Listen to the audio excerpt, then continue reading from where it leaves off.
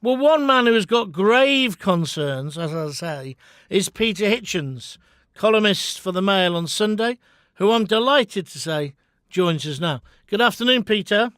Hello. You made me really think with your column yesterday. That's very pleasing for you to say that, because it is my main intention in life, is to make people think. Well, just to stop and think, hold on a minute, that's a different way of looking at it. Now, your headline is, Our Noble Cause, Dropping Bombs on Behalf of Al-Qaeda.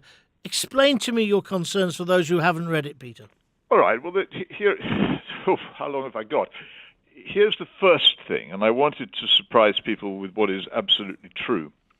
The principal beneficiaries of the American cruise missile strike are the so-called Syrian opposition, the opponents of the Assad government there.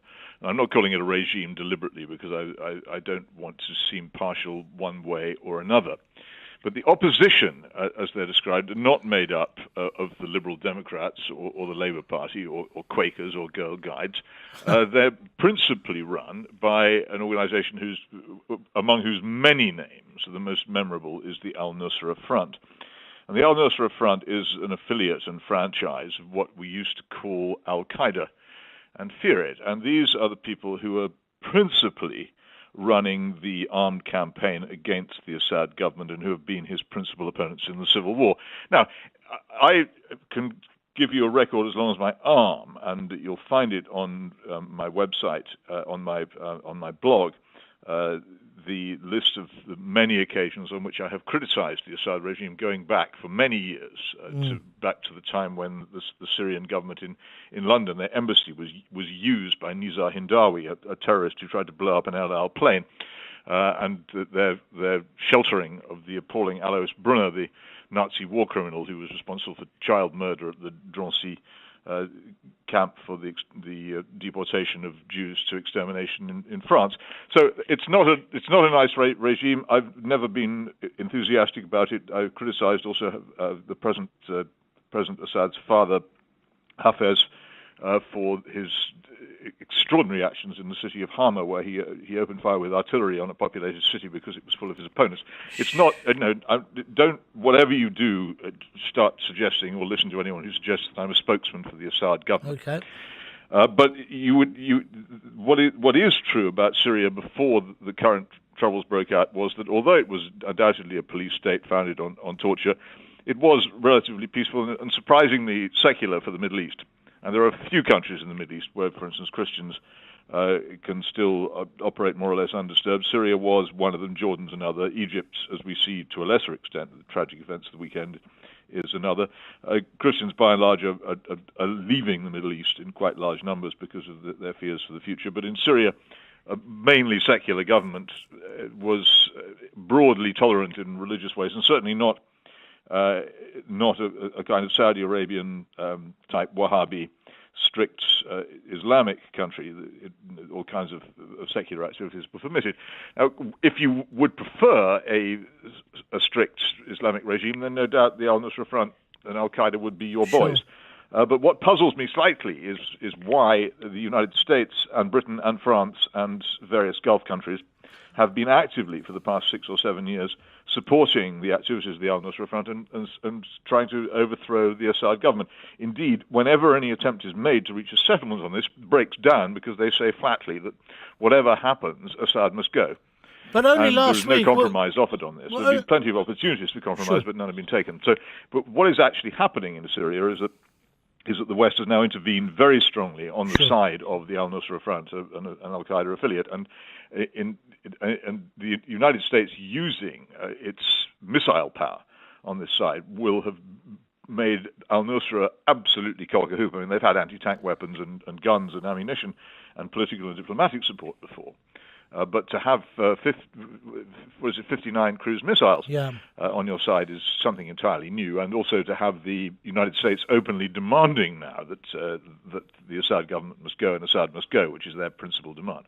But they didn't demand that a week ago. A week ago they were saying maybe there'd be no need to remove Assad. Precisely so. And yeah. this was an extraordinary actual victory for Assad against al-Nusra, which I was astonished when it happened, because it seemed to me that from my point of view, I have two interests. One is the interest of my own country, which I'm sick and tired of us being dragged into stupid and dangerous wars of choice, which destroy our reputation, often do bad things, and frequently make a terrible mess of the Middle East. And I'm also sick of our extraordinary willingness to rush into war in general, which seems to me to endanger the country. And that's my principal motivation in saying all these things is a patriotic one. I'm worried above all about Britain, its standing, its reputation, and indeed ultimately its safety. And I think wars of choice are terribly dangerous to that. But the second thing that one has to worry about is the Syrian people, most of whom are not politically active or interested in politics, who want to get on with their lives, raising families, going to work, having an occasional day off, the sort of thing we all want to do. And since this thing began, we have turned millions of Syrians into refugees and hundreds of thousands of them into corpses. And I long for this to stop. Because I feel that any civilized human, particularly Christian person, and indeed Muslim people, that must feel a terrible pain for the suffering of these people as a result of this war. And it is the war that has brought the suffering. And the end of the war will end the suffering and allow refugees to return home and rebuild normal lives, which is all they long to do. And I saw, when that announcement came from the United States, that they'd given up trying to overthrow Assad, I thought, at last, whatever else happens, Syria may be at peace again in years to come, and people may be able to go and sit under their vine, under their fig tree again. But they can't, because now we've got cruise missiles. But did he carry out the chemical attack? Because, again, over the weekend, we've still got no conclusive evidence, have we? Meanwhile, we've got people like Boris Johnson cancelling trips to Russia. We seem to be upping the ante with them as stick well. To one subject, about what happened in Idlib province last week. And here I have to insist on this. How does anybody know what happened? Yeah. We have seen reports. These reports have not come to us through independent media. They have come to us from people on the spot. Now, in my column on Sunday, which is again on my blog, I go into some details of one of the people involved in the videos which were shown, who seems to me to be interesting. I'm not going to go into this on the program here, but I would urge people who've taken this at face value to at least look at this and see whether it changes their mind, because I think there's a fascinating detail about one of those people who was at one time a British doctor who features, and it's worth looking up his past and wondering exactly what you're being shown. But if you look at coverage of both this and what was going on in eastern Aleppo a few months ago, where we were pretty much told that the Russians were total barbarians for doing almost exactly what we are doing in Mosul at the moment, the reports on which this was based came from within areas controlled largely by al-Nusra. And you will have to ask the media organizations involved, you'll have to ask them why it is that they do not have any staff reporters based in London or any other Western capital in these areas. I can only ask you to ask that, but the fact is they don't. And therefore what we are getting is material which we cannot verify, which we cannot control, which we do not know to be wholly independent. And also anybody who did get in there, and I again, there's another argument I want to get into here, but anybody who did get in there, you have to ask again, how do they get in? Under what protection are they when they are there? How much are they allowed to see? Who are they allowed to talk to? And again, if someone goes, say, to Syria and they don't report that they are constantly shadowed by government minders, then they're misleading you. And I think that because this is a fact of life. If you go to countries of this kind, repressive countries of this kind, journalists don't operate freely. Well, do journalists operate freely in the areas controlled by al-Nusra? Could they? Could United Nations investigators or diplomats operate freely in areas controlled by al-Nusra? Can they? Just asking these questions makes it plain that what we're doing here is looking at information which cannot be verified. I appreciate that fully. It may be true, it may not be true. Sure. People say, well, do you think they made it up then? Is it? And I say, I haven't the faintest idea what happened.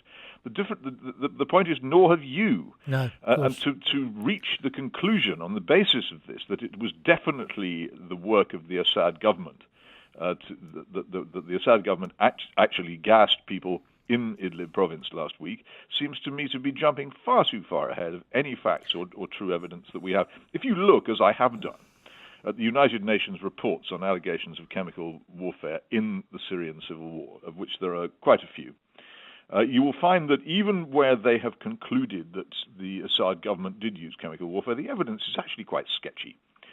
In the crucial episode in Ghouta in Damascus in, I think, August 2013, which is the one always cited where Obama was supposed to cross his red line and didn't, the United Nations report does not conclude that the Assad government used chemical weapons at Ghouta.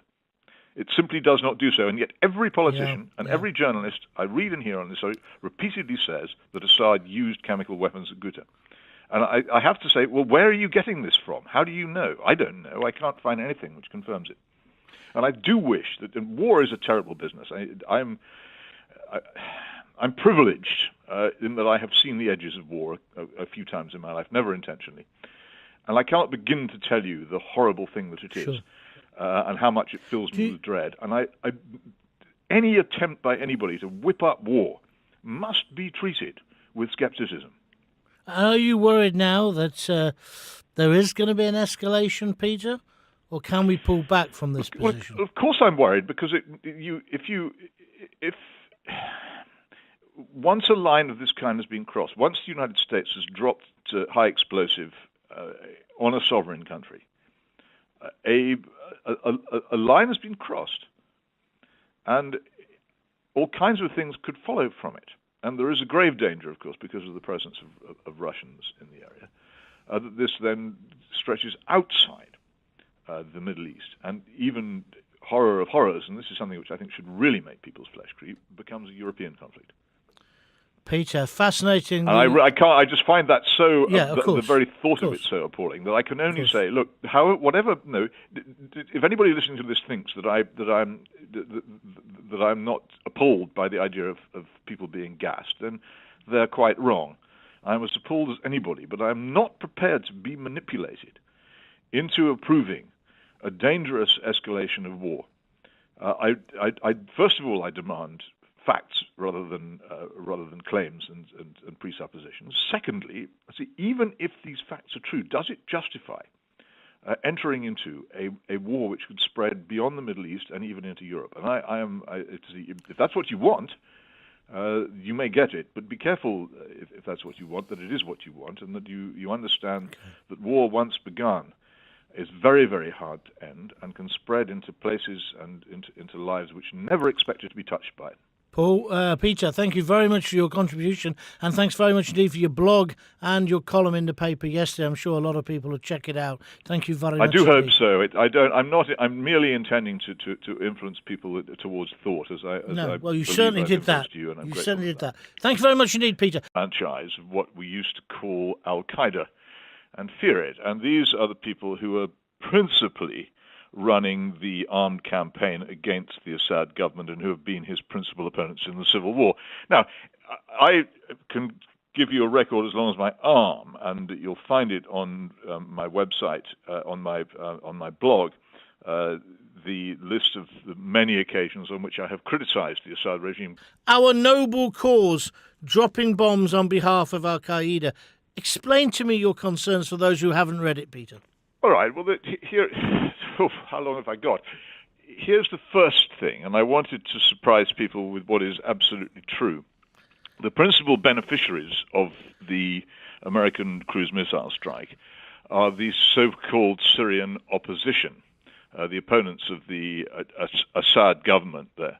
I'm not calling it a regime deliberately because I don't want to seem partial one way or another. But the opposition, as they're described, are not made up of the Liberal Democrats or the Labour Party or Quakers or Girl Guides. They're principally run by an organization among whose many names, the most memorable is the Al-Nusra Front.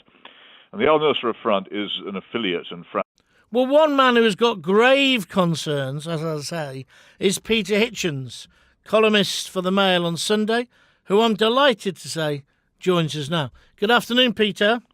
Hello. You made me really think with your column yesterday. That's very pleasing for you to say that, because it is my main intention in life, is to make people think. Well, just to stop and think, hold on a minute, that's a different way of looking at it. Now, your headline is... Going back for many years, back to the time when the Syrian government in London, their embassy was used by Nizar Hindawi, a terrorist who tried to blow up an El Al plane, and their sheltering of the appalling Alois Brunner, the Nazi war criminal who was responsible for child murder at the Drancy camp for the deportation of Jews to extermination in France. So it's not